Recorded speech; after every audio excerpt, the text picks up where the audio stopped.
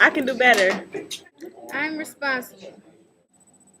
Late work, absences, missing work, student apathy or just irresponsibility and forgetfulness, classroom and homework organization, and just a whole bunch of zeros in the grade book have been major problems for my mentor teacher and I this year. And in starting my inquiry project, I was really interested in looking at ways to minimize this and to maximize the students' learning of the material, because with so many absences, so much late work, it was, as I looked through the grade book, there were just so many zeros. I was like thinking to myself, okay, well that means if they never did that homework assignment, they probably don't really, even understand how to use, for example, the verb gustar so well, because that was a very important aspect in learning, or a very important activity in learning the verb gustar. So I just found, these assignments that I give out are really important, and I wanted to find a way to allow my students to learn the material while kind of taking the workload and all the craziness that there is in trying to keep track of late assignments and missing work and stuff. I wanted a way to deal with that, and I think I found something. A theory that I found some research on it's called the power of I. Under the grading ideology of the power of I, students receive a grade of incomplete for work that is late or not turned in on time, or that doesn't reach a certain expectation of mastery. They're not allowed to not complete assignments, and they're not allowed to receive a grade lower than a C.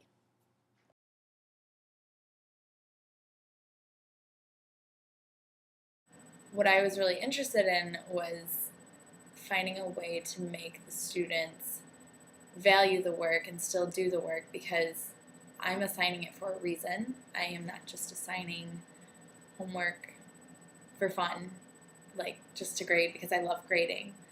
I'm assigning homework because it's going to help them learn the material, and language builds from one thing to another. They need to go back. If they were struggling on learning present tense conjugations, and they never really got that, how do I expect them to get the next part where we're learning past tense conjugations when they never really got the concept of present tense?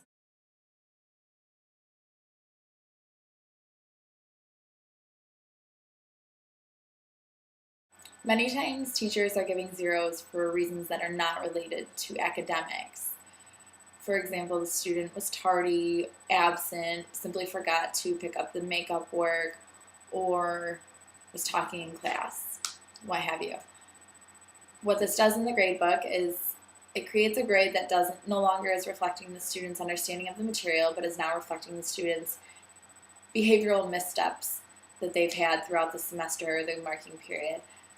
Grades are meant to reflect the student's understanding of the material, and from what we know about the human psyche and motivation and feedback, students, if they're constantly getting negative feedback, they're seeing all these zeros in the grade book, it's not doing anything to motivate them, which many teachers think that zeros can be motivating for students, and for some they are.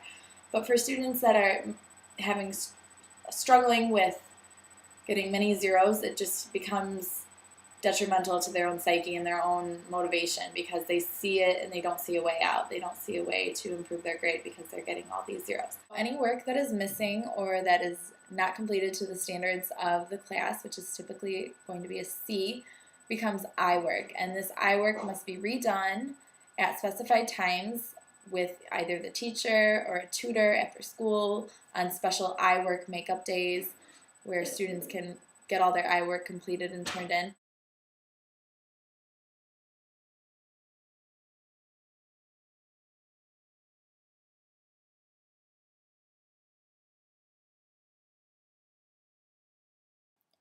In order to start using the power of I in your classroom, there are several things you need to do. Start off by communicating the requirements and expectations to your students and parents. Organizing your assignments is very important because you need to be selective when assigning work, since your workload could increase immensely by having students coming in for extra help on their assignments, their I work. You also need to create a way for students to track their own I work. My mentor teacher and I created the I Can Do Better I Work board, where students will see their name, and it can be a point of pride for them to erase the I from next to their name.